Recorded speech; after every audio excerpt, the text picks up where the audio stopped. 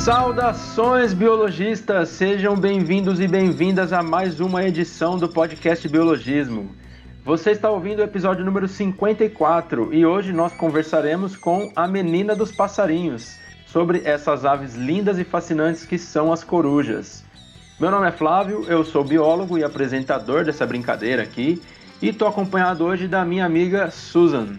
Oi, gente, um salve aos ouvintes. Eu sou Susan Cunha, bióloga, entomóloga, taxonomista, ou seja, aquela que adora classificar os insetinhos. E tô super feliz hoje por estar participando, porque eu sempre tive um apego muito grande pelas aves desde criança. Então agradeço muito por estar participando aqui hoje com vocês. Boa! É isso aí, Susan. Para mim também é bem especial esse episódio, porque a minha avó sempre foi uma pessoa apaixonada por corujas. Quando eu ia na casa dela, ela tinha uma coleção enorme de coruja de porcelana, de tudo quanto é tipo de material. E eu morei num bairro mais afastado da cidade, que tinha muitas daquelas corujas buraqueiras. Então eu também tenho um carinho por esses bichos, que são fascinantes, como já falei aqui no começo. Ó, que legal! Tô ansioso pela conversa. Nossa convidada aqui manda super bem no tema. Conheci há pouco tempo as redes sociais dela, mas na hora já mandei no grupo, falei, bora conversar com ela, bora fazer o convite, que acho que vai ser uma conversa legal se ela topar. E ela topou, né? Felizmente, para nossa sorte, para a sorte dos nossos ouvintes, ela topou. Mas antes de chamá-la aqui, de apresentá-la, vamos convidar nossos ouvintes para curtir nossas redes sociais também, né, Susan? Isso aí. Bom, você que sempre nos acompanha aqui pelo podcast e você também que está chegando agora, que está nos ouvindo pela primeira vez, aproveita então para conhecer o nosso trabalho também nas redes sociais, para aprender um pouquinho. A gente sempre tenta abordar diversos temas dentro da biologia, meio ambiente e com um toque sempre bem humorado e divertido, que só o biologismo tem, modéstia à parte, hein? Portanto, segue lá no Instagram, Facebook, YouTube, TikTok também. Então é só procurar por @biologismo. Boa, é isso aí. Então vamos lá apresentar a nossa convidada. Antes de mais nada, quero deixar aqui o nosso muitíssimo obrigado por ela ter topado prontamente esse convite, né? É sempre uma alegria pra gente quando os convidados gostam da ideia, embarcam nessa ideia da conversa no podcast com a gente. Então, seja muito bem-vinda e muito obrigado pela presença, Juliana Moraes. Oi, gente, boa noite. Como o Flávio falou, meu nome é Juliana Moraes, eu sou bióloga. Eu agora estou no mestrado, estou trabalhando com ecologia cognitiva de corujas buraqueiras e eu queria agradecer muito ao pessoal do biologismo pelo convite. Eu estou muito feliz em estar aqui e eu espero que essa conversa seja muito legal e que vocês gostem bastante. Valeu, Juliana. Pô, foi um prazer pra gente ter você aqui com esse tema tão legal. E, bom, queria pedir para você falar um pouquinho, antes da gente entrar no tema mesmo das corujas, falar um pouquinho sobre a sua formação, sua área de atuação. A gente também vai falar um pouquinho sobre a sua pesquisa, mas para o pessoal saber quais são as suas áreas de atuação atualmente. Então, eu comecei a trabalhar com aves no segundo semestre da graduação, assim, eu caí de paraquedas. Eu queria muito entrar num laboratório que eu trabalhasse com aves. Eu tinha duas opções, eu trabalhava com comportamento animal ou eu trabalhava com genética de aves. Fiquei, meu Deus, comportamento animal, o bicho tá vivo. Genética, o bicho tá morto. Então eu vou ficar em comportamento animal. Eu sempre tive um fascínio muito grande pelas corujas desde a adolescência, mas parecia um sonho bem distante, sabe? Algo que não iria se realizar. Porque parecia muito utópico pra mim naquela época. Eu falei, meu Deus, trabalhar com coruja, acho que é muito difícil. E aí eu caí de paraquedas no meu laboratório que eu tô até hoje e comecei um estágio com bioacústica de aves e reprodução de passarinho. É um passarinho de cativeiro, um manon. É um passarinho bem pequenininho, parece um pardal. E aí depois eu comecei a estagiar com reabilitação e reintrodução de aves de rapina aqui em Salvador, numa empresa privada. E aí pronto, foi minha paixão, assim, meu Deus, aves de rapina virou algo muito mais especial do que já era. E aí, quando chegou a época do meu TCC, meu orientador já me conhecia há bastante tempo. E ele falou, velho, você pode fazer um projeto com corujas buraqueiras, bora? Eu falei, bora, vambora. E todos os projetos que eu tava propondo estavam andando muito errado. E faltando 2 meses pra defender o TCC, eu consegui definir um projeto e fiz os campos com as corujas buraqueiras aqui de Salvador. Aí defendi, deu tudo certo. E aí eu vim pro mestrado, eu tô na área de ecologia e eu continuo com as corujas buraqueiras aqui de Salvador. O meu TCC foi sobre comportamento de alerta e relações interespecíficas de corujas buraqueiras. E meu mestrado agora tá sendo com ecologia cognitiva. Eu tô vendo como a urbanização interfere na cognição e na personalidade das corujas buraqueiras. É uma pesquisa bem interessante, eu acho maravilhoso, né? Porque dá trabalho, dá muito trabalho, mas eu acho a coisa mais incrível quando as corujinhas estão lá fazendo as coisas. É muito fofo, é muito lindo e é muito legal. Nossa, legal demais e acabou que alguns tópicos aqui acho que vai entrar bem assim nessa sua linha de pesquisa, nesse lance da adaptação ao meio urbano e tal, né? Tem algumas espécies que estão bem adaptadas, né, a esse meio, né? Tem sim. A coruja buraqueira mesmo, eu tô trabalhando com elas têm muitas réplicas aqui na cidade. A gente encontra aqui em Salvador, na orla toda. E muita gente do Brasil vai falando, aqui também tem, e manda foto dos ninhos, eu acho a coisa mais fofa.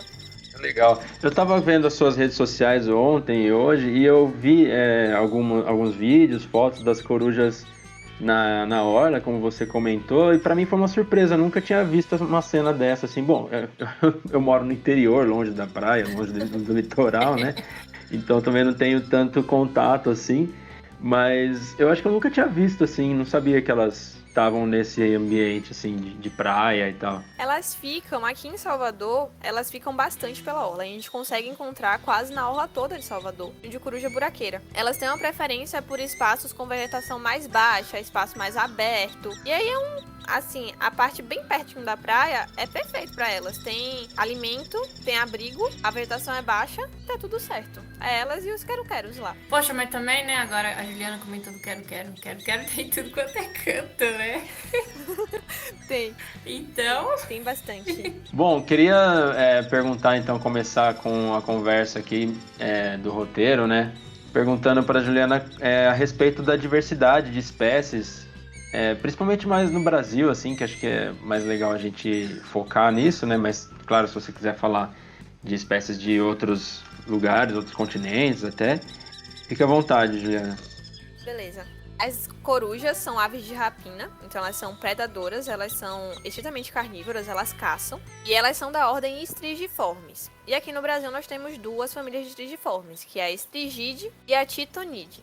A Titonide é uma família que tem uma espécie só, que é aquela suindara, rasga-mortalha, coruja de igreja, que é a Tito furcata, que é uma coruja que parece... O rostinho dela parece uma maçã cortada no meio. Ela é muito bonitinha. É linda essa coruja. Nossa, eu sou apaixonada por aquela coruja.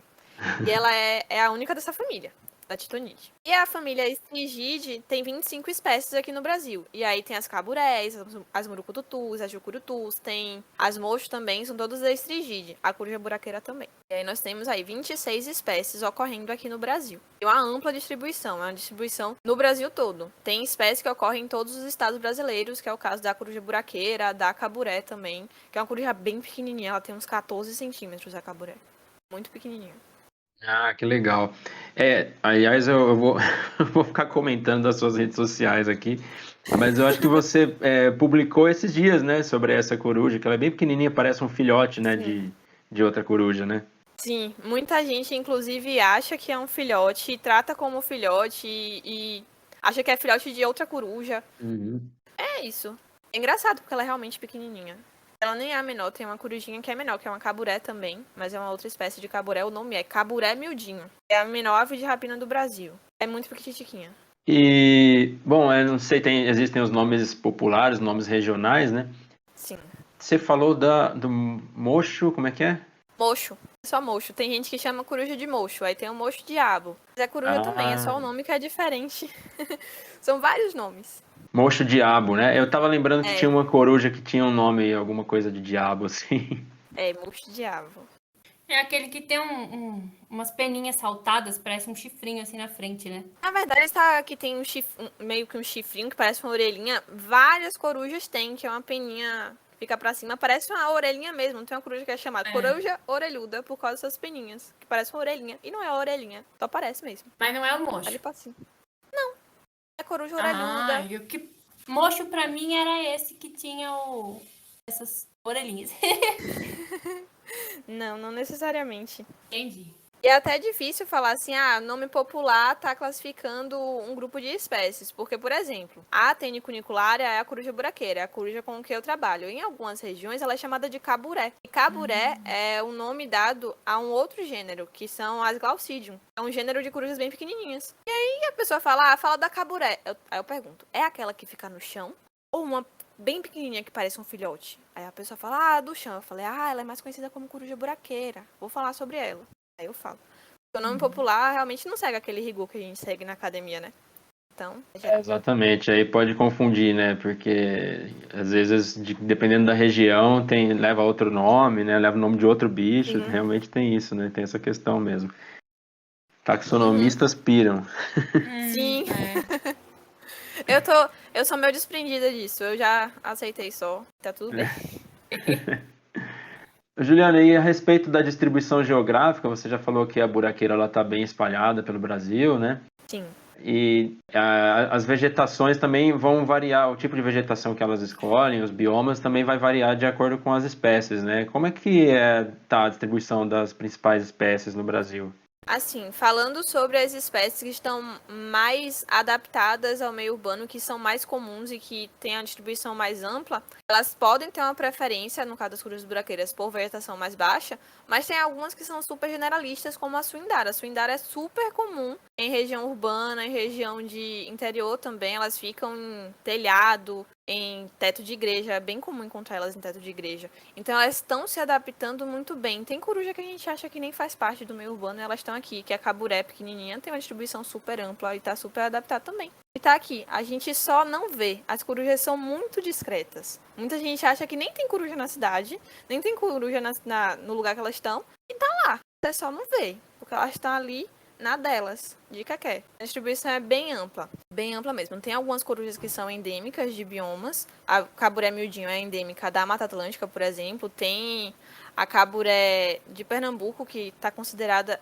extinta, praticamente extinta ou extinta. Eu não lembro agora ao certo, mas ela era endêmica da região de Pernambuco. Mas, no geral, a grande maioria das espécies estão em distribuição mais ampla. Que legal. Quer dizer, não legal a parte, né, que tem uma espécie quase extinta aí, né? E realmente você falou essa questão da gente não perceber muito, né? Bom, imagino que para você deve ser mais fácil para perceber que quando a gente trabalha com alguma coisa, a gente vê aquilo com mais facilidade do que as outras pessoas, né? Então, eu imagino que você deve ver uma coruja com muito mais facilidade, né? Deve saber encontrar melhor, mas de fato, no meio urbano aqui, pra gente, pelo menos pra mim, falando da minha parte aqui, eu não me lembro quando foi a última vez que eu vi uma coruja, né? Mas isso também está associado ao hábito delas? Todas têm hábito noturno? Como é que é isso?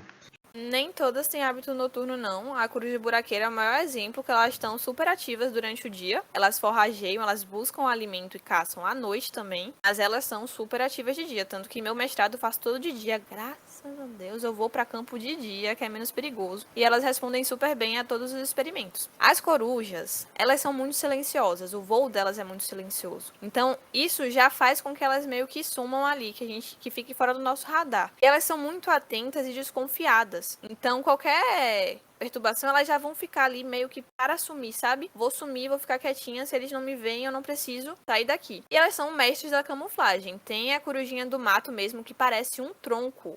Ela fica na árvore assim, ela parece o tronco da árvore, parece a casca da árvore. Então elas se camuflam muito bem e são silenciosas e escutam muito bem, então elas ficam ali camufladas. Aqui mesmo, na minha casa, tem apenas um abacateiro na minha frente e eu já vi tanto caburé quanto suindara aqui na frente, no meio da cidade. Tem apenas essa árvore de abacate. Nossa, ver uma suindara assim na frente de casa é um privilégio, hein? Sim, sim. E a gente também aprende as vocalizações, e as vocalizações ajudam muito a gente a identificar. A vocalização da suindara é bem característica, né?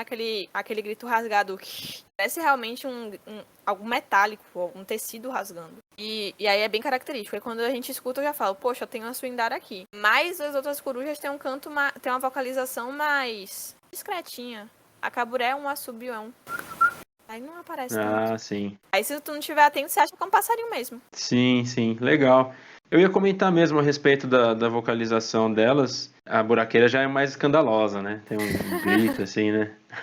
Sim, ela grita avisando, não chegue perto que eu vou te dar rasante. Aí as pessoas acham que o grito é brincadeira. Aí tomam, rasante. Para quem não sabe como é a vocalização da buraqueira, é das vocalizações que toca na introdução do nosso podcast aqui.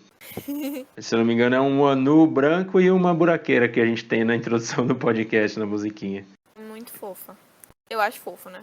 Ah, demais. E assim, quais são os. Tem aquele grito. Vou usar o termo grito aqui, embora esteja errado. Mas ele tem um grito, uma vocalização mais de alerta, né? Da buraqueira, né? E ela usa em quais outras situações? Ela tem aquela vocalização de alerta, que é aquele kiki. Ela tem, que é bem característico de alerta. E tem vocalizações que ela usa com o parceiro. Eu já ouvi, e é uma vocalização bem mais baixinha. Vocalização entre os parceiros é um bem baixinho. E Sim. tem outras, tem a Corujinha do Mato, que eu já ouvi pessoalmente também, que tem uma vocalização que parece um motor, parece uma batida. E é bem, assim, se você ouvir distraído, você fala, gente, ligaram um motor? É o que? Uma roda? O que é isso? Você nunca vai imaginar que é uma coruja que tá fazendo esse som. E aí, outras vocalizações dela é mais os gritos, que é o de alerta mesmo, que é um grito mais rasgado. A maioria das corujas tem, né, esse grito mais de alerta, de defesa, pra afastar a ameaça. Tem muito vídeo de buraqueira, quando o pessoal chega perto, ela dá aquele grito, aquele... sabe? Sim. E depois estala o bico, que é também uma característica das corujas pra afastar a ameaça. Elas estalam o bico, abrem as asas, eriçam as penas, todo o comportamento de defesa delas. Legal, legal demais. Juliana, a respeito da alimentação, você já falou um pouquinho, né, que elas são estritamente carnívoras, caçadoras, né? Mas tem alguma presa preferida delas? Eu lembro que nessa casa que eu comentei que eu morei, que tinha algumas, já aconteceu delas predarem uns filhotinhos de gato que nasceu em casa lá. Oh, meu Deus. Mas a gente chegou e metade tinha ido embora já. E como tinha muita coruja ali perto, a gente deduziu que tinham sido elas, né? Que às vezes a gente via até elas no quintal de casa ali e tal. Mas que existe alguma... assim, provavelmente existe, né? Mas qual que é a presa preferida, assim, delas? Vai depender da espécie. Tem espécie que vai ter uma preferência por pequenos mamíferos, ou por insetos, ou por outras aves. A caburé consegue caçar presas até 4 vezes maior que ela, né? Então pega aves, tem até registro de uma caburé pegando no branco. Caramba! A caburé é o tamanho de uma caneta Bic, pra vocês entenderem o tamanho de uma caburé, de uma caneta Bic. Ela pegou um ano branco. A buraqueira mesmo adora insetos. Tem vários registros disso em Dara buscando mariposa. Mas elas também pegam muitos ratos. O ambiente urbano é ótimo, né? Elas conseguem pegar muito rato. Elas pegam também outros animais menores. Tava comentando das corujas lá na orla e tudo mais. O que elas se alimentariam ali? Menina, a gente encontrou hoje, inclusive, uma pelota. A pelota é a parte não digerível da alimentação das corujas. Então, se elas comem, por exemplo, um rato, os pelos, os dentes, os ossos não vão ser digeridos. E ela vai regurgitar essa pelota. Fica compactado e ela regurgita. E aí a gente consegue estudar a alimentação desses animais através da pelota. A gente achou uma pelota com um exoesqueleto de caranguejo. Um sirizinho de caranguejo ou siri, não sei, né? Tinha só a Olha pança. só! A gente achou hoje. Ai, eu pensei isso! Elas pegam muito. E muitos Olha insetos. só. Muitos insetos. Muito. A gente acha direto casquinha de... Casquinha não, né, gente? Exoesqueleto de insetos também. Que Falando demais. casquinha pro entomólogo, a gente não dá. Exoesqueleto. Não, mas a casquinha tá liberada. Tudo bem, então. A gente acha tudo. A gente acha também rato de esgoto, rato que tá passando ali. Elas conseguem pegar também. E insetos em geral. Mas essa do crustáceo foi um negócio que eu falei, nossa, eu não imaginei. Eu suspeitava, mas eu ainda não tinha certeza. E realmente elas pegaram. Até lagartinhos também elas pegam. Ali, como é praia, eu não sei como é. Se vocês já viram, né? Na praia tem muito lagartinho, tem aqueles calangos, então elas pegam também. Dá vacilo, elas pegam. Olha só. Esse lance que você falou do siri ou do caranguejo, né? É legal porque dá uma noção da força do bico dela, né? Porque o caranguejo não é um carapaça forte, né? Não é qualquer animal que consegue predar, né? Sim, Pois é. elas são fortes. Muita gente subestima, né? Porque vê, não é tão fofinha, tão fofinha. Sim. É fofinha, mas ela é forte, pô. É forte, uma agarrada. Quando ela segura com a garra, elas são muito fortes, pô. Muito fortes. Eu tomei uma agarrada uma vez, oh meu Deus, eu tomei uma agarrada de uma murucututu. Murucututu é grande, é um bicho grande. Eu não sei se vocês conhecem a murucututu, ela parece um bicho de pelúcia. Ela é grande e fofinha. E a garra dela é bem grande também, ela segurou minha mão, eu fiz, gente, eu fui no céu assim, ó, e voltei. Eu falei, meu Deus, o que aconteceu aqui? E ela soltou. A garra delas não é brincadeira. Você tava de luva no momento? Não, era minha mão livre. Ah, meu Deus. Ah, entendi. Era a mão Nossa. livre. Tava sem nada, assim, na pele mesmo. Eu já passei por algo parecido, mas era um gaviãozinho num estágio que eu fiz num zoológico aqui. E ele tava meio machucado e tal. Eu fui pegar ele sem experiência nenhuma e ele cravou as unhas, as garras no meu dedo, atravessou a luva, furou o dedo. Nossa. Mas ainda consegui soltar ele fácil, até porque ele tava meio machucado, né? Mas ave de rapina realmente não dá pra bobear muito mesmo, né? Não dá. E eles têm muita força na garra. E a pata deles tem os 4 dedinhos e o dedo de trás, o primeiro é o hálux. E eles têm muita força no hálux. Então, se eles seguram e firmam o hálux na sua mão, velho, é muito difícil tirar. Porque basicamente, eles não fazem esforço pra manter a garra fechada. Então, é mais esforço pra eles abrir a garra do que manter a garra fechada segurando sua mão. Então, ao invés de abrir a garra pra tirar a sua mão dali dentro, eles vão puxar. Imagina, tá segurando sua mão com a garrinha fechada, puxando. É uma experiência assim, ó, sensacional, incrível. Pra vida, você leva pra vida. Você fala, nunca mais vou dar um vacilo desse. Sim, é um aprendizado, né? Um aprendizado, é. Não, e isso deixa claro também uma característica que traz um sucesso assim pro bicho, porque pegou a presa, dificilmente ela se solta, né? Mesmo o bicho se debatendo ali, ela cravou as garras ali, leva embora, dificilmente o bicho consegue escapar, né? Sim, elas seguram com firmeza. Bom, e a gente comentou um pouquinho já, né, sobre essa adaptação ao meio urbano, né, que principalmente a coruja buraqueira, né, que a gente vê com mais facilidade, assim, mas também tem a suindara, que você falou, né, de coruja de igreja, que é um dos nomes dela também. É um grupo de aves que também teve essa adaptação ao meio urbano, né, Juliana? E aí, aproveitando já que a gente entrou nesse tópico, eu queria pedir para você falar um pouco mais sobre a sua pesquisa, quais que são as abordagens da pesquisa, o foco do seu trabalho. Eu comecei a trabalhar com ambiente urbano e aves ainda na iniciação científica, né? A gente começou a ver ali bioacústica e interferência do ruído nas vocalizações nos cantos de aves canoras. E aí, depois que eu saí disso, eu continuei com esse foco em áreas urbanas, porque foi algo que me interessou muito. Eu ficava muito encucada em como é que essas aves estão aqui, e tem aves que não ficam no ambiente urbano, elas não se adaptam, não chegam aqui. Fica só em regiões mais pacatas e mais afastadas. E então eu gosto muito desse meio de pesquisa. E aí, no meu TCC, como eu falei, eu vou trabalhar com animal urbano. Então, vamos fazer ali alguma coisa, né, no meu desespero, depois de 3 projetos que eu fiz e não foi pra frente. Consegui engatar o projeto, que foi com comportamento de alerta e relação interespecífica de coruja buraqueira e quero-quero. Foi relação com quero-quero. Então, foi uma experiência, assim, que eu tomei muita carreira de quero-quero. Muita carreira de quero-quero. Eu tomava carreira de quero-quero todo o campo. Mas foi muito interessante, porque a gente descobriu que as corujas buraqueiras são fofoqueiras. A fofoca é um traço adaptativo. E isso é fantástico. Porque quando a gente pensa no ambiente urbano, o que é que tem no ambiente urbano? É diversos estímulos que não fazem parte do ambiente natural, entre aspas. Não fazem parte do ambiente em que nós, seres humanos, não estaríamos inseridos. Então, tem um ambiente em constante mudança, com novas oportunidades. É um ambiente que está mudando o tempo todo. E um animal que não consegue acompanhar essas mudanças e não consegue aproveitar as oportunidades que aparecem e se adaptar a essas mudanças, ele não vai conseguir se adaptar ao ambiente urbano. Então, eu fiz, poxa, será que essa relação específica aqui da coruja buraqueira com quero-quero tá ajudando ela a se adaptar? Porque todo lugar que a gente vê aqui em Salvador, coruja buraqueira tem quero-quero também. Eles ocupam o mesmo ambiente de vegetação baixa, área aberta, campos, a orla de Salvador tem quero-quero pra caramba também. E aí eu fiz, será que tem ali uma relação? Será que tem um bando misto? Minha primeira ideia foi bando misto. A coruja buraqueira e o quero-quero estão ali numa relação que tá num bando misto. Eles se ajudam. Eu tinha certeza, gente, eu tinha certeza disso.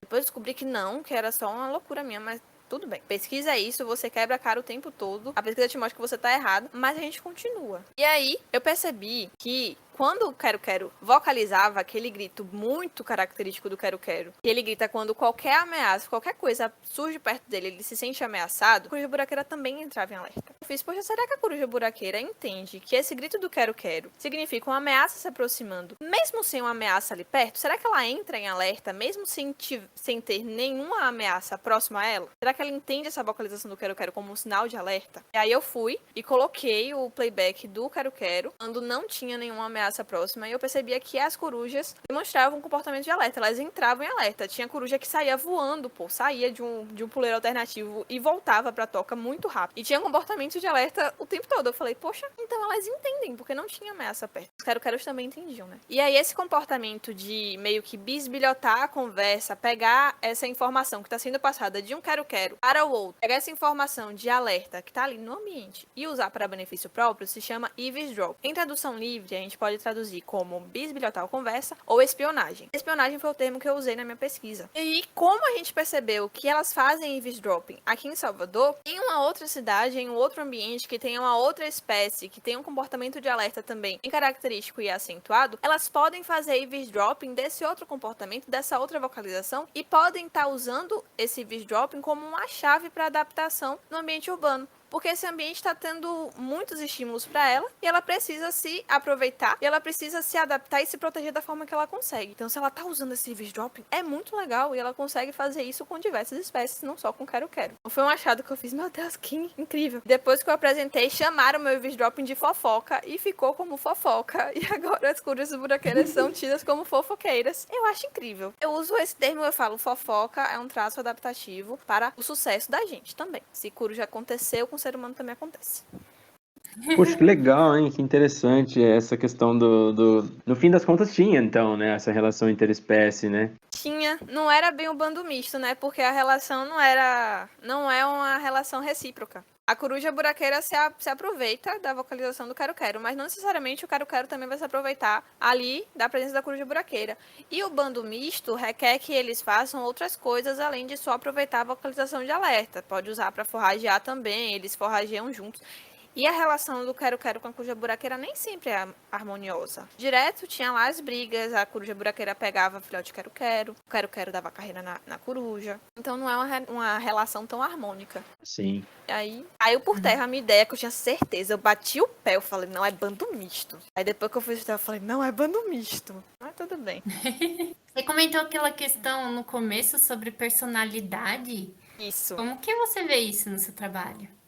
Agora eu tô fazendo no mestrado, né? Eu saí da ecologia comportamental no TCC e tô agora no mestrado com ecologia cognitiva, que é uma área relativamente nova, que vê como é que as variáveis ambientais estão afetando na cognição. E a cognição é um processo bem complexo e a gente tá tentando entender como é que a urbanização tá afetando alguns processos da cognição das corujas. Como a cognição é muito ampla, a gente tá usando apenas um aspecto de aprendizagem, a gente tentar fazer os testes, os experimentos e perceber como está afetando. E a personalidade é uma outra coisa, é como se fosse dois paralelos que eles se tocam ali, a cognição e personalidade. Mas não existe uma ligação comprovada tão forte entre personalidade e cognição. E eu estou tentando ver se tem alguma relação entre personalidade e cognição das corujas aqui em Salvador. Porque tem personalidades mais ousadas e mais tímidas. E uma personalidade mais ousada vai fazer com que os animais tenham umas respostas mais ousadas. Só para vocês entenderem. Um animal mais ousado vai ter uma neofobia menor. Neofobia é aversão a novidades no ambiente. Então, quando você parar para pensar, poxa, o ambiente urbano é um ambiente em constante mudança, com muitos estímulos. Então, um animal que tem uma resposta menos neofóbica, menos aversiva a esses estímulos novos que estão surgindo ali o tempo todo, ele pode se adaptar melhor. Em contrapartida, esse indivíduo mais ousado, logo menos neofóbico, ele também é menos conservador nos comportamentos dele. Ele é mais explorador e isso pode causar problemas para ele, porque ele pode ir por um caminho que não seja tão bom, porque ele vai ousar e isso não é seguro pra ele. Quando a gente fala de ambiente urbano, é tipo assim, ele vai chegar muito perto de pessoas. Ele vai chegar muito perto de alguma coisa, ele pode ser capturado. Então são riscos que o animal corre por conta da personalidade dele. Já indivíduos mais tímidos, eles tendem a ser mais neofóbicos, eles tendem a analisar mais o que tá surgindo. Eles são mais conservadores na tomada de decisão deles. E isso pode sim ajudar também eles a se adaptarem no ambiente urbano, porque eles vão ver aquela nova oportunidade, aquele novo estímulo que tá surgindo ali, e eles vão analisar, eles vão olhar assim, observar antes de tomar uma decisão. E os indivíduos mais tímidos também têm uma facilidade maior de mudar o comportamento deles. Os indivíduos mais ousados, eles normalmente têm uma plasticidade comportamental um pouco menor do que os indivíduos mais tímidos. E essa plasticidade comportamental, essa mudança no comportamento, mudança para conseguir se adaptar melhor, também pode ser uma coisa interessante para o ambiente urbano. Então a gente tem duas hipóteses bem separadas que estamos vendo aí, né, o que a gente vai achar. Se a gente vai achar realmente indivíduos mais tímidos nos lugares mais urbanizados ou indivíduos mais ousados nos lugares urbanizados, a gente vai ver por onde é que eles estão indo. E aí a cognição eu vou ver também, né, se a personalidade está afetando a aprendizagem, se indivíduos mais tímidos conseguem aprender mais rápido, ou se os indivíduos mais ousados que aprendem mais rápido, ou se não existe diferença nenhuma e a personalidade não tem nada a ver com a aprendizagem e com o processo cognitivo deles. Então são várias perguntas que estão surgindo aí e tamo aí, é complicado, viu? É barril demais. Nossa, pode ser complicado, mas é incrível. Acho que até vi muito no episódio anterior, né, Flávio? Quando ela começou a falar de personalidade, comportamento, eu lembrei do último episódio que a gente falou se os animais se vingam, se tem justiça, né? Se eles sofrem por amor, naquela pegada do último episódio. Eu fiquei pensando a Juliana avaliando essas coisas nas corujinhas. Nossa, e é muito difícil, porque a maioria dos trabalhos que fazem, né, com personalidade e cognição são trabalhos em ambiente de laboratório, em ambiente controlado. E eu tô em campo, eu tô trabalhando com animais de vida livre. Então, tudo pode acontecer, inclusive nada. Inclusive eu chegar no ninho e as corujas não estarem lá. E a gente chegando perto, gente querendo ver, gente querendo mexer no equipamento. Eu falo, não, mas por favor, não mexa. Aí é perseguição de helicóptero. Outro dia apareceu, foi um helicóptero do rasante, o pessoal da polícia com as motos. Eu pronto, acabou meu experimento hoje.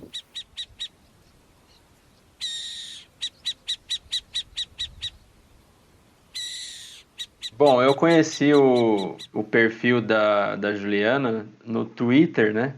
Apareceu lá uma publicação e tinha um fio lá, né? E eu comecei a ler tal, a história que ela contou ali, que era uma história bem desagradável, né, Juliana? O pior perrengue que eu passei em campo, nossa. Pois é, foi a partir desse tweet desse fio aí que eu conheci seu perfil, aí fui atrás de conhecer um pouquinho mais e tal. Mas se você quiser contar, se você se sentir à vontade para contar isso daí também, para mostrar também que trabalho de campo não é só alegria, né? Nossa, não é mesmo. Esse perrengue, eu digo que assim, os maiores perrengues que a gente passa em campo são com pessoas. A gente pode encontrar diversos animais e a gente pode até saber lidar com esses bichos. Encontrar uma onça é meio desesperador, mas você pode saber lidar com esse bicho e sair de boa da situação. Mas lidar com gente é muito complicado. Esse perrengue foi no início do ano. Foi bem recente. Eu tava fazendo os testes pilotos. Então eu ia no ninho e colocava meu teste lá. E o teste cognitivo, como a ciência brasileira é feita à base de improviso e de armengues, meu teste cognitivo era de plástico. Ainda bem que era de plástico. Eu usei material reaproveitável. Então eu fiz meu experimento, coloquei lá e eu fico afastada do ninho. Eu fico uns 6, 7 metros do ninho. E o lugar que eu tava fazendo esse teste piloto é um lugar que eu já acompanho desde 2019. É um ninho antigo, é o ninho de Tony Pepper. Então eu já conhecia esse ninho. E eu já ia lá direto, já tinha 4 dias, eu acho. Eu nesse ninho fazendo teste piloto. E aí eu tava fazendo essa observação e chegou um cara com a esposa e olhando torto pra mim. E aí a esposa veio me abordar e perguntar o que eu tava fazendo. E assim, todo mundo que tava passando ficava interessado, né? Porque uma pessoa parada com uma planilha escrevendo o tempo todo, olhando pra coruja com o equipamento lá, chama a atenção. E toda vez que as pessoas paravam, eu explicava, não, eu faço mestrado na UFBA, tô fazendo pesquisa, eu trabalho com essas corujas já desde 2019. Eu não vou pegar nelas, não vou tirar elas daqui do ninho. Eu tô fazendo só uma observação. E aí a pessoa se interessava, tá? Então nem se interessava, saía. E ficou tudo na paz. E aí essa mulher chegou, o marido não chegou perto de mim. Ela perguntou o que eu tava fazendo, eu comecei a explicar o que tava fazendo ali, que eu tava fazendo pesquisa, que eu fazia mestrado, e aí o marido dela simplesmente começou a chutar o meu equipamento. Aí eu cheguei pra ele e falei, não, moço, não precisa fazer isso não. Não precisa, a gente não vai pegar nas corujas. E aí ele saiu lá, ficou muito chateado e saiu. Só que ele não foi embora. Ele ficou ainda rondando a área, olhando pra mim. Aí ele parou um carro que tava passando, que tava saindo de um condomínio próximo, como área urbana, né? Eu tava bem perto de um condomínio. Aí um carro tava saindo, ele parou o carro pra falar de mim, né? Pra ficar olhando pra mim, pra ficar de olho. Aí tinha um moço andando de patins, aí ele parou o moço, botou o moço sentado, assim, a uns 10 metros de mim, pra ficar me observando, pra ficar me vigiando. Anotou a placa do meu carro. Aí quando deu tempo do meu teste, eu fui tirar o equipamento. E quando eu cheguei perto do equipamento, esse homem brotou, eu não sei de onde esse homem veio, ele simplesmente apareceu do meu lado, gritando muito, falando, se essas corujas sumirem daqui, você vai ver, eu anotei a sua placa, eu vou te achar e eu vou atrás de você. Eu fiz, tá. Eu acho que ele ficou muito mais chateado porque eu simplesmente falei, tá. Ele, você vai ver, eu vou te achar. Com o dedo na minha cara, eu fiz, calma, moço, eu não vou pegar nas corujas, eu tô fazendo só pesquisa, eu não vou mexer nas corujas. E aí a mulher dele, a esposa dele, chegou tentando apaziguar a situação, ela, não, calma, calma. Aí eu falei, não, moço, eu não vou tirar as corujas daqui, não tem necessidade dele fazer isso. Eu já expliquei pra você que eu tô fazendo pesquisa aqui. Aí ela falou, não, ele tá fazendo isso, ele agiu assim só porque ele gosta muito das corujas. Eu falei, eu também gosto, por isso que eu trabalho com elas. E aí o moço que tava me vigiando, né, que ele botou pra me vigiar, o de patins, chega, deu risada da situação e saiu. E eu fiquei tipo, meu senhor, pra que isso? Aí eu tirei meu equipamento, guardei e saí. E aí eu liguei pra meu pai, né, de todas as coisas eu liguei pra meu pai. O pai, um moço acabou de me ameaçar aqui, porque ele gostava muito das corujas. E aí, acabou que ficou por isso mesmo. Que eu não chamei a polícia, que eu entendi também, né? Ainda bem que as corujas são bem cuidadas. Eu acho que foi o único motivo pra eu não ter chamado a polícia. Foi essas corujas estão sendo bem cuidadas. Eu já voltei outras vezes nesse ninho e nunca tive nenhum problema. Foi só essa vez, foi só esse homem. E tamo aí. É perrengue demais, mas as corujinhas fazem valer a pena. Pois é. Mas que situação chata, né? Inusitada. E Sim. claro que tem o ponto, vamos dizer, positivo pelo cara estar preocupado com as corujas, mas não precisava ser dessa maneira, né? Tudo bem ele se preocupar com, né, ter alguém ali mexendo ou olhando, né? Se vai fazer com alguma coisa, mas a partir do momento que você explicou que você está fazendo uma pesquisa só de observação, não tinha necessidade de prosseguir com aquilo, né? Pois é. O pessoal até no Twitter falou, né? Ele tinha a intenção certa e agiu de forma completamente errada. Eu falei, gente, é isso aí. Exatamente. Puxa, hein? Que situação. Eu nunca tinha visto isso. O pessoal defender coruja, né? Né? Eu ia te perguntar se você já passou por alguma situação semelhante, parecida com isso, Susan. Não, acho que não. É porque você trabalha com inseto, né? Ninguém gosta de inseto. Exatamente. Ninguém nem enxerga os insetos, né? Então, nunca passei por esse tipo de coisa, não. Já passamos por outras condições, tipo, já encontramos caçadores, o pessoal barra pesada mesmo nas coletas e que certamente tinham más intenções se a gente não saísse mega rápido do lugar. E já tive que parar a coleta, ir embora no meio das amostragens por conta disso. Chegar caçador e imagina, né? Geralmente eu ia só eu e mais uma amiga, né? 2 mulheres no campo, no meio do mato, no meio do nada. Com um carro cheio de homem, caçadores, com arma, com tudo que você imaginar no carro. Então era esse tipo de abordagem que a gente tinha algumas vezes em alguns locais. Mas em relação ao que a gente fazia, aos próprios insetos, não. Até porque acho que é muito também por conta do lugar, né? Como a Juliana fazia em ambiente urbano, né? No meio do povo, a galera se interessa, né? Acho que se eu fizesse essas coletas em meio urbano também. Mas como eu fazia em área protegida, né? Parque estadual, estações ecológicas, é rotina para o pessoal de lá, né? Então, e não tem visitação. Então não era algo novo, então só esses percalços aí, mais em relação a pessoas mal intencionadas, assim, de caçadores, essas coisas assim, só. O que não deixou de ser também super assustador várias vezes. Com certeza. Imagina, você deve ficar bem preocupada, bem com medo, né? Na situação que você mencionou, só você e uma amiga com um monte de cara armada. Pois é. Deve ter sido bem estressante mesmo, né? E aí, quando a Juliana comentou assim que com uma onça você talvez consiga lidar, eu lembrei exatamente disso, porque nesse dia a gente tava meio assim, com medo, porque o pessoal do parque tinha avisado que tinha uma onça por ali, justamente na trilha que a gente ia fazer. E aí, Meu depois que a Deus! gente passou por isso, a gente falou, mano, cadê a onça? Cadê a onça? Que a gente quer a onça. E realmente a gente acaba passando muita coisa, mas mais por gente do que pelos próprios bichos, pelo próprio ambiente, né? Trabalho de campo sempre vai ter perrengue, né? Nossa, Claro que no seu caso, né, Suza, não vai aparecer ninguém falando não mexe nos pulgão, né? Protegendo os você pulgões. acha, não? Pode Eu anotei aparecer. sua placa, eu vou te deixar. Não, pode ser gente que queira assim. E o que eu faço pra matar os pulgão que tem lá na minha couve, na minha horta? O que eu posso fazer, né? Eu Só só se quero for, acabar né? com os bichos. Só se for. Só se for. Bom, e ainda falando sobre essa preocupação com os bichos, né? De gente que gosta de bicho, tem gente que gosta tanto que decide ter em casa como pet, né? Tá virando moda, a gente tá vendo bastante nas redes sociais aí vídeo de corujas sendo como pets mesmo, que nem gato, cachorro em casa, correndo pelo corredor do apartamento, né? E acho que a maioria desses vídeos são gringos, né?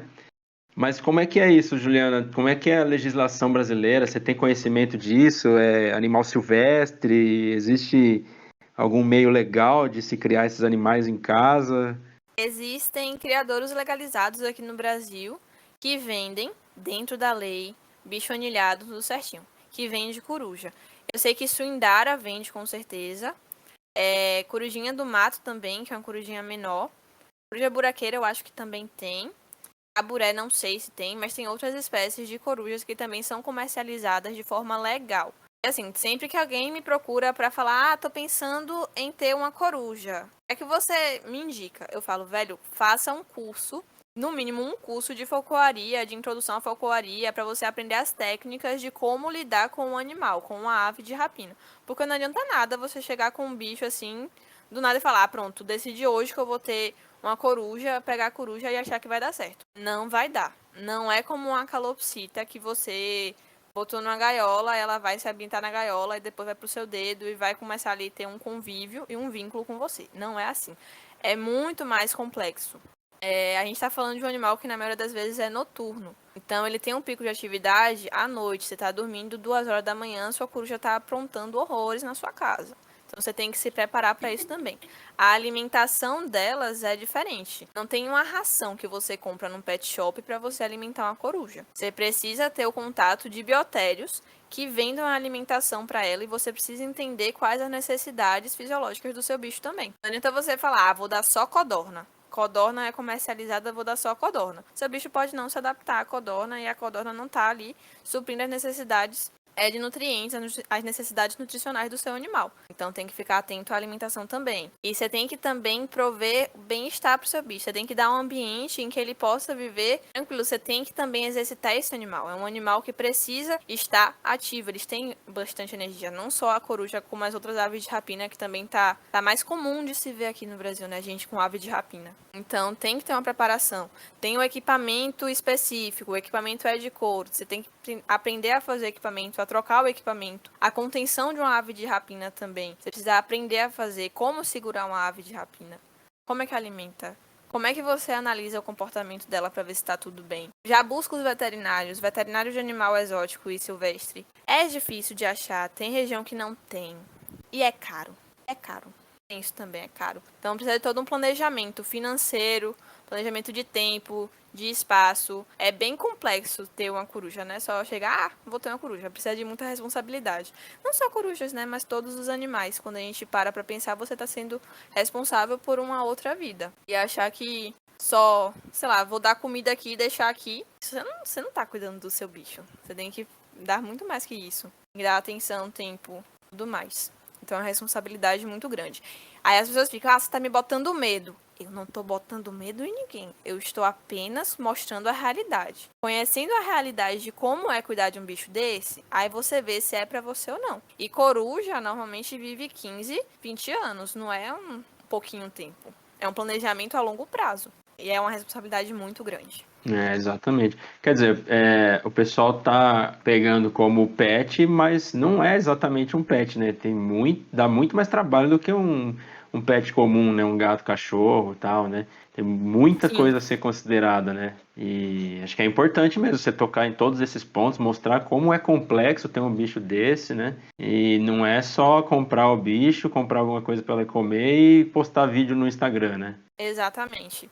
E também tem gente que tá naquela agonia, não, eu acho coruja muito fofinho, quero coruja, e não quer comprar pelos meios legais. Ter um animal é caro. Tem criador que vende, eu acho que é 900 a R$ 1.000 uma coruja. Posso estar errada, pois pode estar desatualizado. Pode ser mais caro ou um pouco mais barato, mas é nessa faixa. É caro você comprar um animal.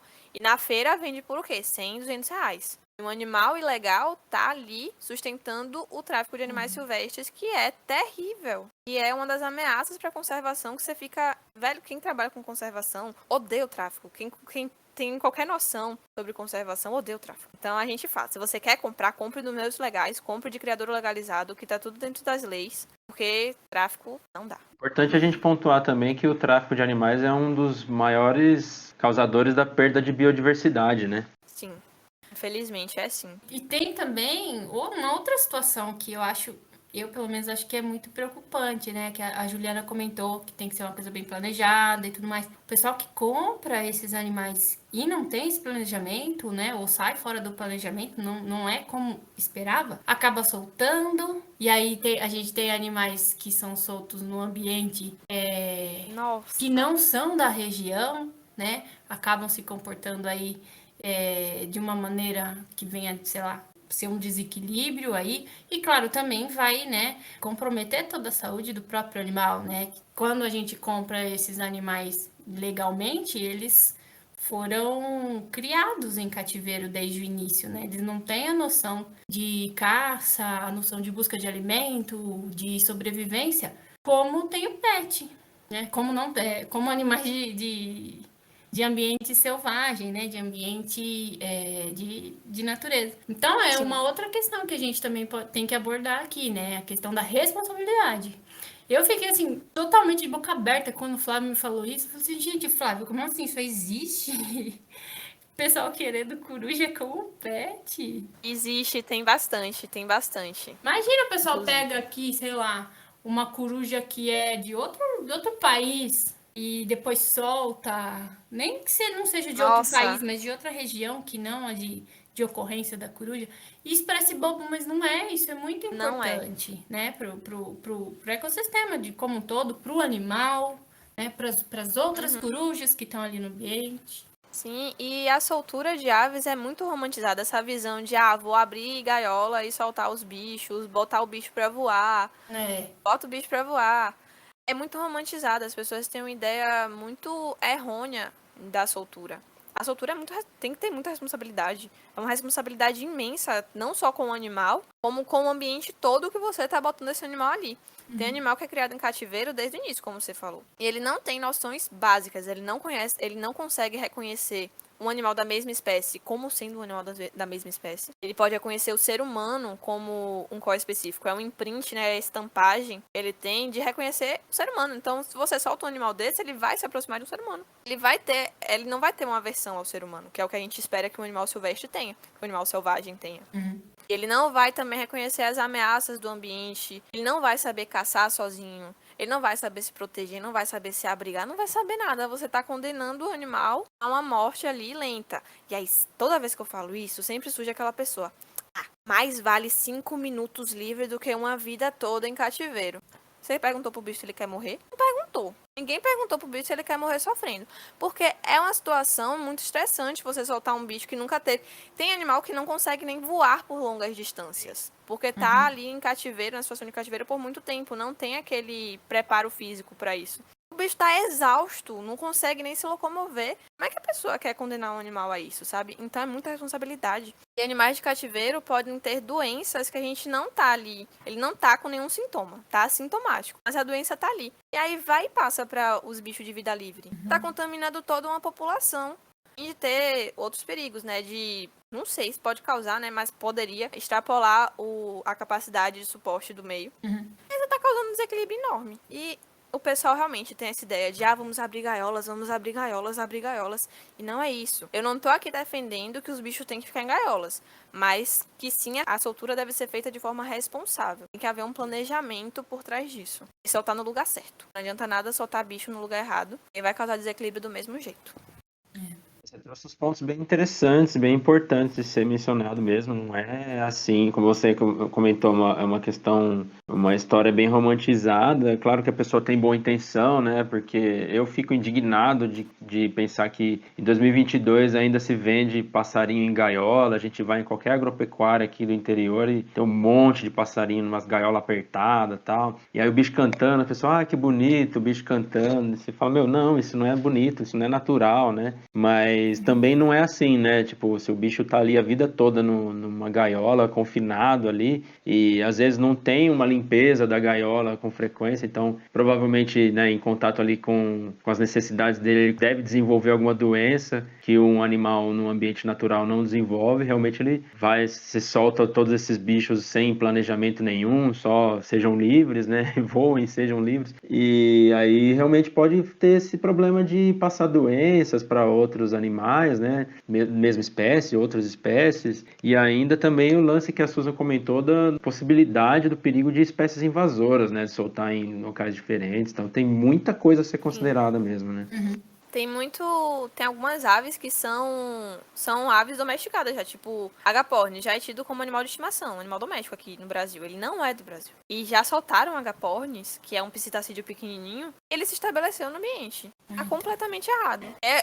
Já me mandaram mensagem, eu posso soltar meu periquito australiano? Não, não pode soltar seu periquito australiano, gente. Não soltem seu periquito australiano. Não façam isso. Não é daqui. Por favor, não façam isso. Deem uma boa vida pro periquito australiano. Mas não soltem na natureza. Aqui não é o lugar dele.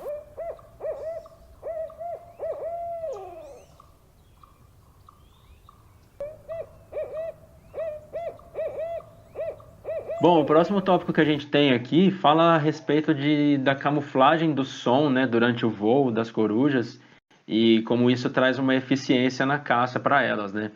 Eu coloquei esse tópico porque como não tenho tanto contato, né, com esse grupo de animais, eu fiquei admirado de ver um vídeo, com certeza você deve ter visto, né, Juliana? Esse vídeo comparando o ruído do voo, né, de algumas aves. Então ali acho que ele coloca uma outra ave de rapina, se eu não me engano, um gavião, tem uma pomba também, né? Um pombo e uma coruja. E a coruja. E é impressionante que a coruja não emite um ruído, né?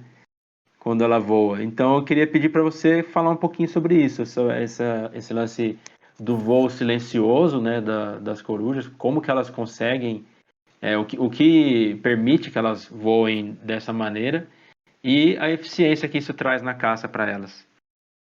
É incrível demais, né? Aquele vídeo é maravilhoso pra gente imaginar. Que às vezes eu falo, as pessoas não acreditam. Eu falo, veja o vídeo.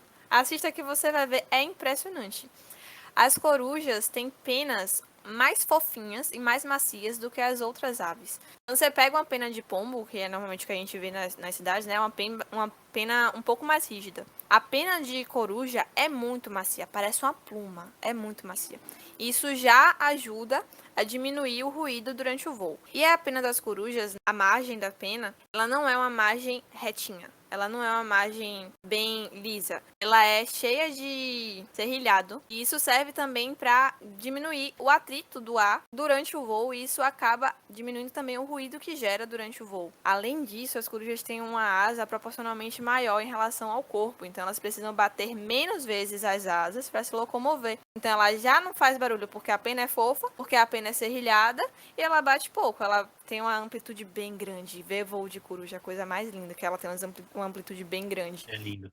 E isso tudo ajuda muito.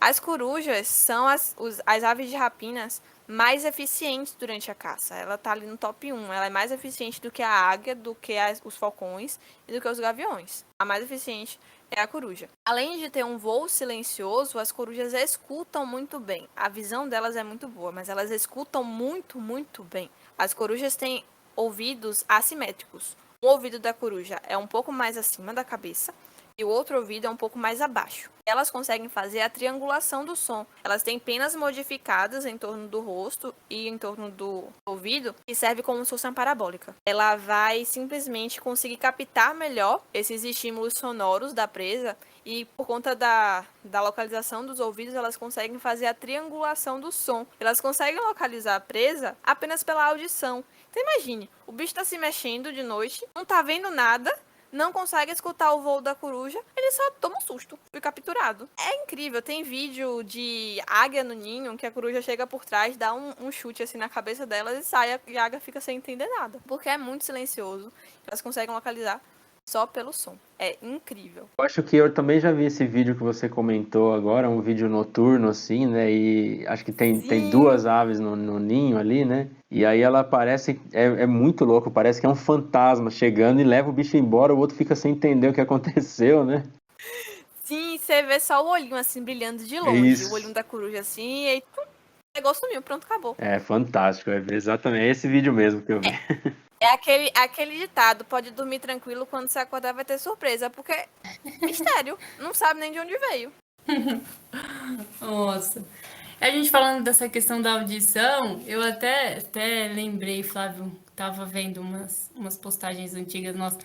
Tem uma postagem que a gente mencionou isso, bem interessante, né? Tem lá um desenho de um ratinho se coçando ali no chão e a coruja, ela muito longe lá na árvore, né? Faz silêncio, silêncio, por favor. Tipo, a coruja escutou aquela coçadinha que o rato deu lá embaixo, no chão, quietinho, né? E o que mostra muito a questão da audição, né? Sim. E, nossa, esse tópico, ele me fez, assim, lembrar muito a minha infância. Porque eu colecionava pena quando eu era criança. Aliás, eu tenho até hoje umas pastas cheias de penas. Ah, eu tenho E também. o dia que eu peguei a pena de uma suindara, eu só sei que era dela porque eu peguei do bicho morto, né? Gente, que pena! Que pena por estar morto, mas que pena que ela tinha, gente. É muito E macia, né?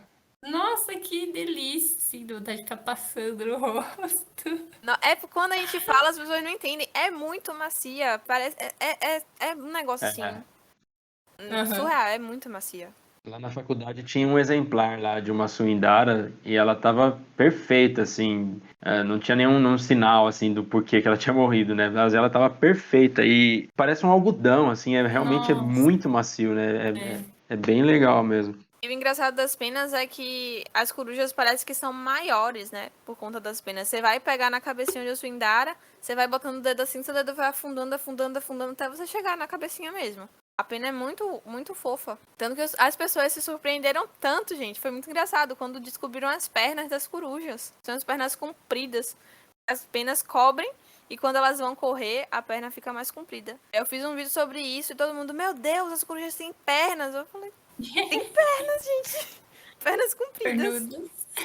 São pernudas. Coruja é basicamente uma cabeça, um corpinho piquititiquinho e pernas. E pena. Muita pena, muita pena. Pena pra caramba. Demais, né, gente?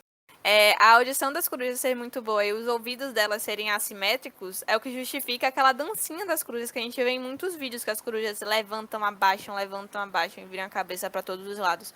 Porque elas fazem esses movimentos para conseguir triangular o som e descobrir realmente onde está a origem desse ruído e poder localizar a presa. É muito legal. Olha só que bacana. E isso daí também entra, a Susan comentou desse último episódio que a gente fez, né, do Animais Têm Sentimentos e tal, e acaba entrando num aspecto que a gente mencionou bastante nesse episódio, porque é o lance da gente humanizar os bichos, né? Sim. Então, às vezes a gente vê a coruja fazendo isso e você fala, que bonitinha, né? Que fofinha, tá dançando. Será que ela tá fazendo? Por que será que ela faz isso? Tá fazendo alguma graça, né? Mas, na verdade, tem um motivo por trás daquilo, né? Que você acabou de explicar aí, né? Uhum.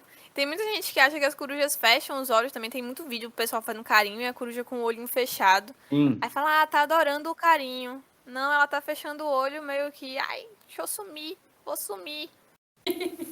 Não tá gostando. Tem um vídeo, nossa, esse vídeo foi o primeiro vídeo que eu recebi muito hate, muito hate. Eu nunca tinha recebido hate na vida, foi por causa desse vídeo. Um moço achou uma coruja buraqueira no chão. Nossa, que surpresa, uma coruja buraqueira no chão. E aí pegou a coruja buraqueira e ela tava travada, bichinha.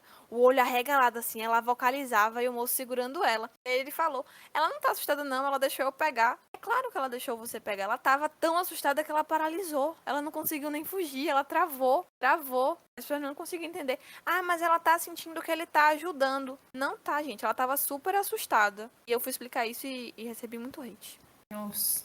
Porque eu estava destruindo o sonho das pessoas. Pois O biólogo gosta de acabar com a magia dos vídeos. Pois é. Mas é complicado. É a mesma coisa que eu falei, né, desse lance da gente trazer para a ótica do humano, para as nossas realidade aqui, né, de achar que a reação do bicho é a mesma que da gente, né, ou o raciocínio do bicho, né. O bicho não vai entender, né, para ele a gente ameaça, né. Chegar perto, ela não vê a gente como amigo. Agora, uma coisa é um pet, né? Uma coruja criada desde pequena como um pet, né? E outra coisa é na natureza, no ambiente natural, o cara chegar lá, pegar o bicho, por mais que ela não reaja, não ataque ele, não significa que ela tá tranquila, né? Exatamente. E quando o bicho se defende, ainda corre o risco das pessoas falarem, ah, não, é muito agressivo. Nossa, esse bicho é agressivo demais, o bicho tá só se defendendo. A pessoa é completamente sem noção, quer meter mão no bicho, o bicho se defende e ainda sai de errado. Ah, eu acho isso, nossa, muito sem noção. É um animal traíra, né? O pessoal fala, né? É,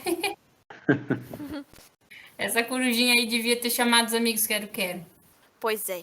Dá uns rasantes nesse rapaz, pronto. Nossa, seria ótimo. Bom, todo episódio que a gente aborda algum grupo de animal, algum grupo específico de animal, a gente traz esse tópico, né? E hoje também não poderia ser diferente, então acho que é interessante a gente perguntar, importante a gente perguntar, né, para Juliana, quais são as maiores ameaças às espécies de corujas. Então, assim como outros animais, o desmatamento é a causa principal de ameaça à conservação das corujas. E tá tendo muito desmatamento, as corujas estão ficando sem habitat, como todos os outros animais que estão sofrendo por conta do desmatamento. Então, a perda de habitat é a causa número 1, eu acho que de todas as espécies atualmente. E depois, o tráfico ilegal também. E as superstições sobre as corujas, que são terríveis, e muita gente acredita muito nesse misticismo, na crendice popular, acha que coruja é sinal de mau agouro, e tem muito relato de maus tratos por conta disso. Porque tem gente que acha fofinho, quer ter como pet, acha tão fofinho que quer ter próximo a si. E tem gente que vê e fala, meu Deus, se a coruja gritar, alguém da minha família vai morrer. Aí o raciocínio é, se eu matar a coruja antes, ela não vai gritar, logo ninguém da minha família vai morrer. E isso é terrível, principalmente em cidades mais de interior, isso ainda acontece. Teve um relato que eu vi, nossa, isso me deixou muito mexida, inclusive. Uma família pegou uma suindara, que é a rasga-mortalha, que é uma das espécies que tem mais superstições em cima dessa coruja. Pegou uma rasga-mortalha, matou a pedrada e botou essa coruja com as asas abertas em frente à casa, como se fosse para proteger.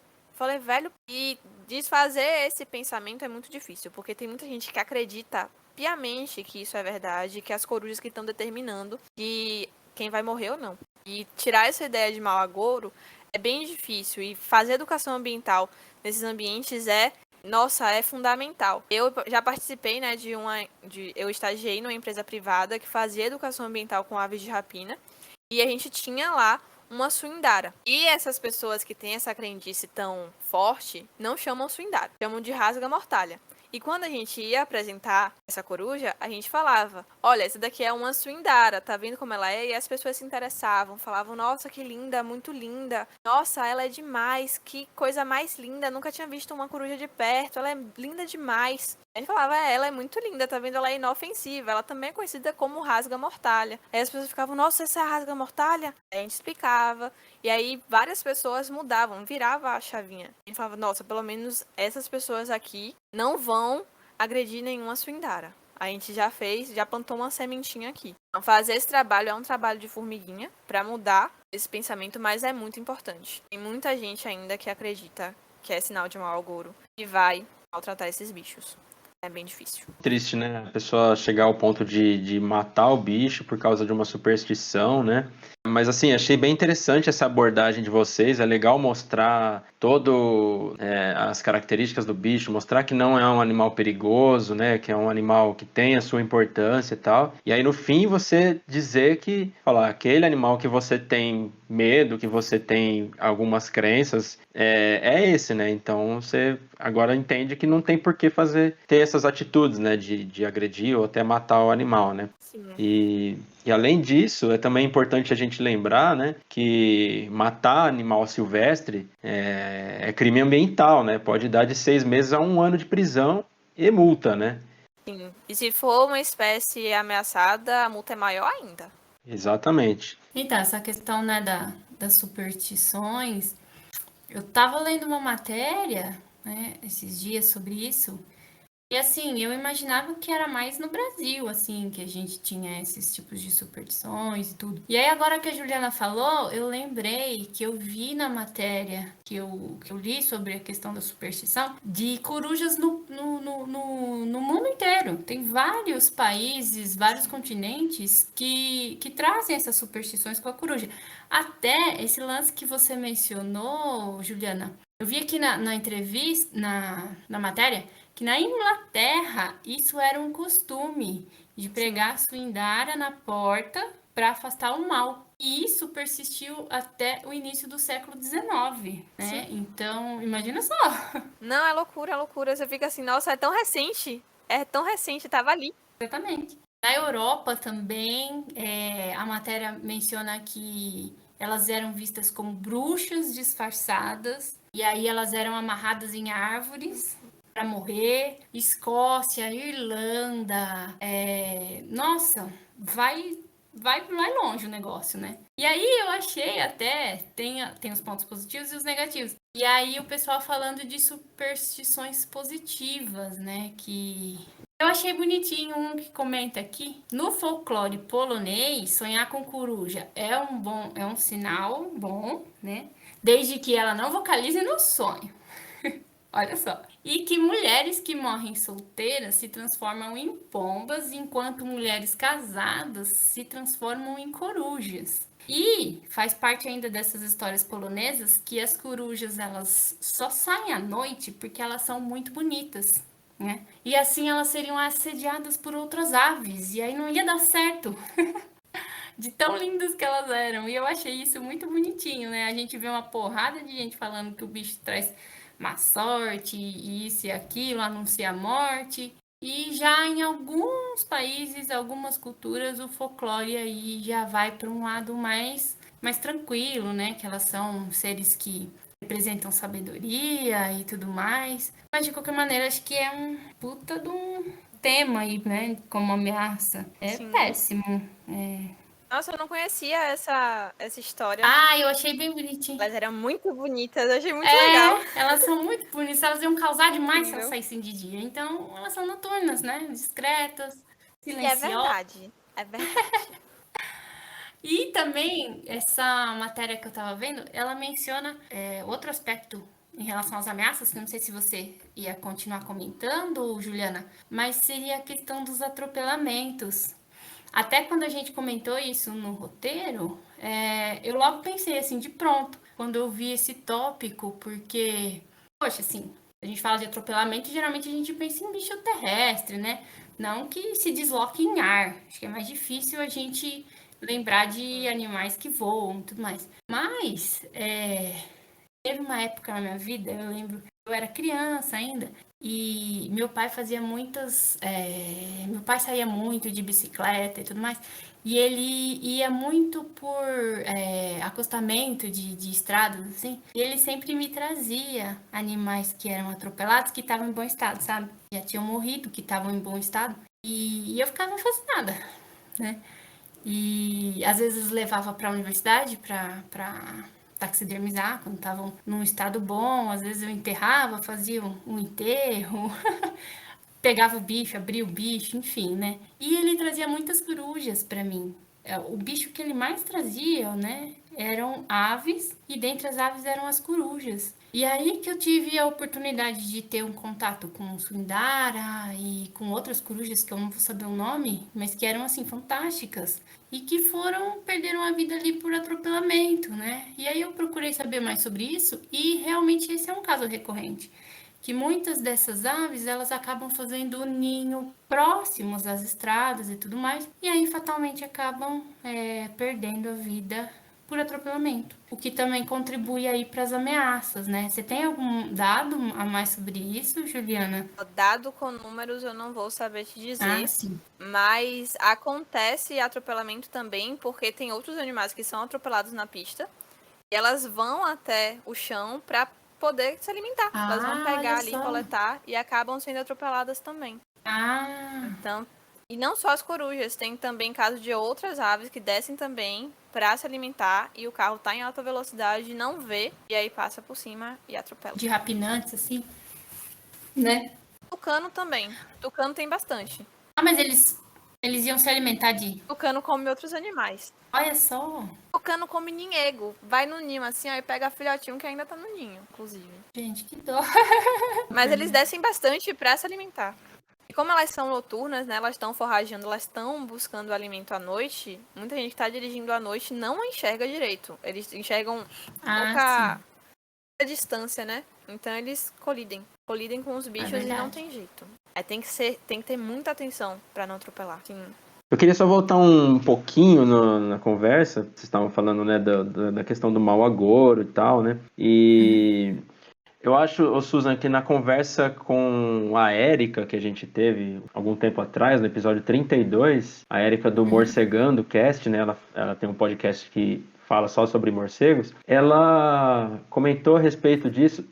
Eu acho que foi ela, não posso estar enganado, mas tudo indica que foi ela. Esse lance do preconceito com alguns animais existe muito com animais noturnos, né? E morcego, o pessoal tem medo, né? As corujas têm o hábito noturno, a maioria delas, né? Os gambás também têm hábitos noturnos, né? Então, às vezes, essa cultura, esse folclore negativo que se cria em relação a alguns bichos, está relacionado ao fato deles surgirem à noite, né?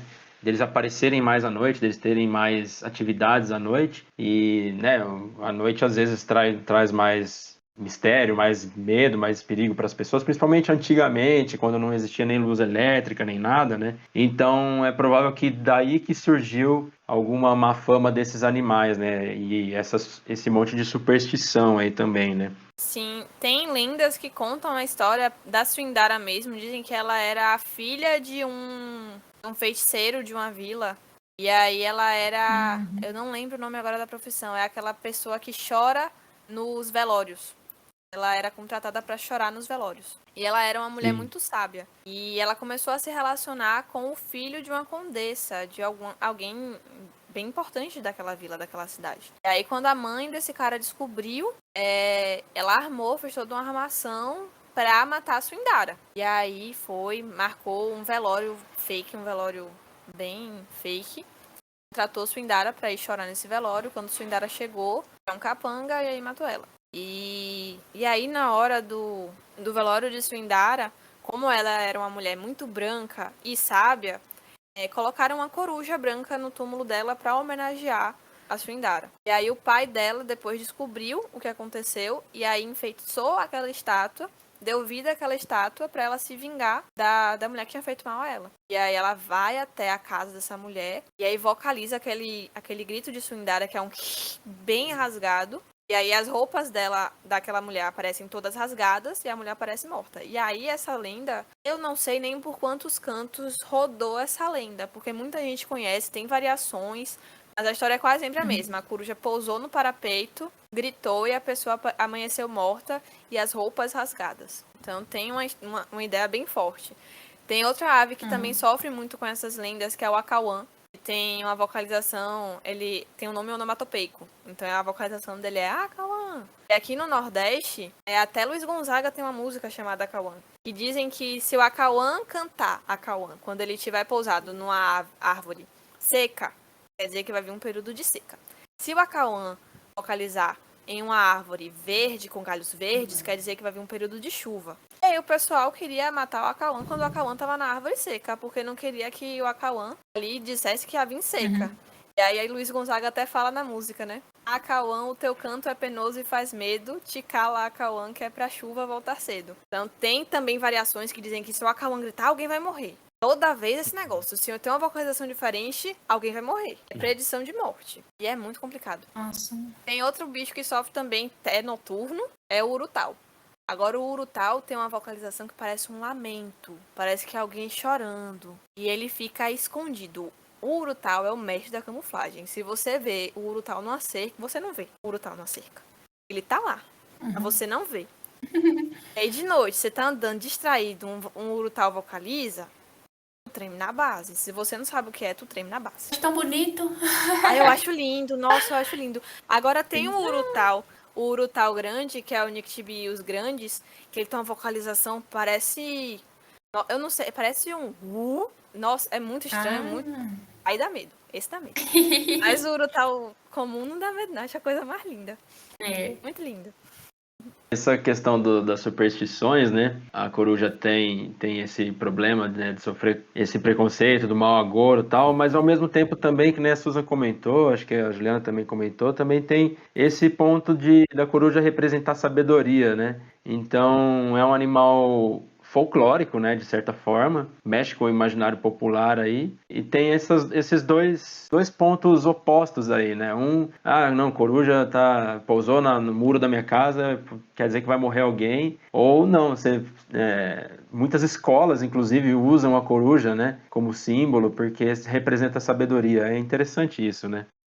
Sim, essa ideia de que coruja representa sabedoria é porque tem aquela ideia de que a coruja enxerga no escuro, enxerga longe. Então a sabedoria tá vendo ali, numa analogia, né? Na escuridão ela consegue enxergar. Então a coruja é um animal muito sábio. Tem também a representação de Atena, a deusa Atena com a coruja. E aí vai.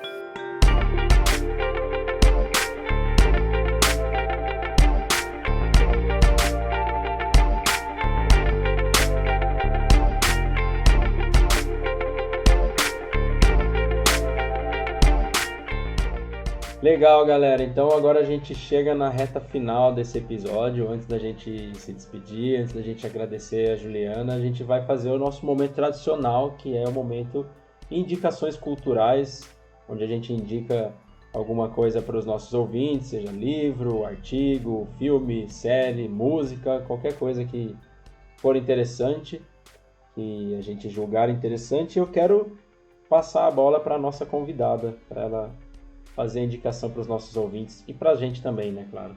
Então, para sugestão cultural, eu vou indicar um filme que tem alguns equívocos biológicos, mas que foi um filme que, quando eu assisti, fez com que eu me apaixonasse ainda mais pelas corujas, e eu amo esse filme até hoje, mesmo com os errinhos, que é o filme A Lenda dos Guardiões. É só você assistir o filme sabendo que a pelota não é tudo aquilo que eles falam e que a moela também não é tudo aquilo que eles falam, que aí fica tudo certo. Porque a imagem é linda, tem várias espécies de corujas lá, tem até coruja buraqueira e é muito lindo. Outra indicação que eu tenho para vocês é o livro Aves de Rapina do Brasil, do William Menck e do Fred Palinger, que lançou recentemente e que tá incrível. As ilustrações do Fred são lindíssimas e o livro é todo maravilhoso. Em breve vai lançar também um livro de corujas e eu já vou estar lá, ó, na primeira fila da pré-venda, já estarei lá para garantir o meu, porque o livro é incrível. Além do livro, vocês também podem acompanhar as redes do William Menck e do Planeta Aves, que é o canal no YouTube dele, que ele fala muito sobre ornitologia, e o William é uma grande referência para mim, então eu super indico para vocês acompanharem ele também. Muito bem, legal. Bom, tem a página, né, Aves de Rapina, né, do Brasil, né, do William Menck, que você comentou, né, que é uma página excelente. Já convidamos ele para o podcast também, mas ele tava com os horários meio apertados, ainda não deu certo, mas uma hora a gente consegue bater um papinho com ele também, vai ser bem legal também. Susan. Bom, gente, hoje eu vou indicar um podcast. Ultimamente eu tenho ouvido bastante podcast e aí eu encontrei esse da National Geographic e eu achei bem interessante a pegada do programa, né, que comenta muito sobre a questão do meio ambiente, desenvolvimento sustentável e tudo mais. E é uma série nova que eles estão começando agora, de novo, né? Porque já tinham alguns episódios antigos desse podcast, agora eles retornaram com temas assim, abordando a questão da sustentabilidade mesmo, né? Então tem episódio falando dos impactos da moda no meio ambiente, impacto do plástico, plástico nos oceanos, a questão do lixo, enfim, tá logo no comecinho, eu achei bem interessante, né? Eles dão dicas do que a gente pode fazer, as pequenas ações que a gente pode fazer para tentar melhorar o ambiente na questão da sustentabilidade, na redução, né, dos nossos resíduos, né? Tentando diminuir o impacto do homem na natureza, e aí eu achei bem interessante, então essa é a minha indicação de hoje. Acho que é fácil de encontrar em qualquer lugar, no Spotify tá como NetGeo Podcast, então essa é a minha indicação de hoje. Bom, a minha indicação é um presente que eu ganhei da Susan, né, que é um presente que eu gostei muito, é um livro, Biologia em Quadrinhos, né, o BioHQ, produzido pela Zarabatana Books, e tem a mão de vários profissionais aí, vários ilustradores, pesquisadores, e é um material muito interessante, muito legal, até para criança, assim, ele é bacana, uns desenhos muito bem feitos, umas histórias bem elaboradas, e não tem os erros biológicos, né, que a Juliana comentou do filme, né? Até porque é um material de divulgação científica, né? E ele está disponível em PDF, né, na internet, aí de graça. Mas também tem a versão física que é linda, maravilhosa. Um material muito de dar orgulho para a pesquisa, para a ciência brasileira, principalmente para a pesquisa de conservação da biodiversidade, né? É um material muito legal mesmo, vale a pena ver. Vale a pena adquirir o físico também, se você tiver a oportunidade. Mas, de qualquer forma, a gente deixa o link na descrição aí do PDF, né? A gente vai deixar o link de todas as indicações, como sempre, na descrição aí do episódio. Beleza, então, galera. Chegamos, então, ao final desse episódio, mas antes da gente encerrar, eu quero aqui deixar o nosso muitíssimo obrigado, Juliana, pela simpatia, por topar de bate-pronto o convite, pela disponibilidade, pela paciência com a gente brigando aqui com esse novo aplicativo que a gente está aprendendo a usar aqui. Então, Juliana, foi um prazerzaço conversar com você nesse assunto tão interessante, esses animais tão incríveis. E obrigado pela presença. Antes de passar a palavra para você, eu vou passar para a Susan também, para ela fazer o agradecimento dela. Aí, no final, você responde a sua mensagem. Bom, Juliana, eu só tenho que reforçar aqui os agradecimentos do Flávio. Muito obrigada por ter participado hoje com a gente. Foi um prazerzaço poder bater esse papo contigo, falando dessas aves tão lindas e maravilhosas e desse trabalho lindo que você está desenvolvendo, né, na sua pós. E muito obrigada, né? As portas da Biologismo sempre vão estar abertas para você, para as corujas e para todas essas aves lindas do nosso Brasil. Eu queria agradecer ao pessoal do Biologismo pelo convite, eu estou muito feliz em participar, adorei te conhecer, Flávio, adorei te conhecer também, Susan. Foi muito massa a nossa conversa, eu espero que o pessoal tenha gostado também. Eu estou felicíssima de estar aqui. E quem quiser me acompanhar nas redes sociais, no Instagram, no TikTok, eu sou Menina dos Passarinhos e lá no Twitter é Ju dos Passarinhos. Mas se você me achar em uma das redes, todas as outras vão estar lá também, que eu deixo todos os links juntinhos. E eu vou adorar receber todos vocês por lá também. Perfeito. Bom, é isso, né, galera? Então a gente fica por aqui. Deixo o nosso muito obrigado para você que sobreviveu até aqui. Relembro que novos episódios do podcast Biologismo saem a cada 2 semanas nas principais plataformas de streaming. Deixe seu feedback aí, manda um e-mail pra gente, manda mensagem no Instagram, Facebook, TikTok, a gente tá por tudo quanto é canto agora. Fala pra gente o que você tá achando do podcast, sugestões de convidados, de temas, pode mandar pra gente que a gente tá sempre aberto a novas ideias. E é isso, né? Muito obrigado, um abração a todos, até o próximo episódio, tchau, tchau. Gente, obrigado pela companhia, um beijão. e até a próxima semana. Um beijo!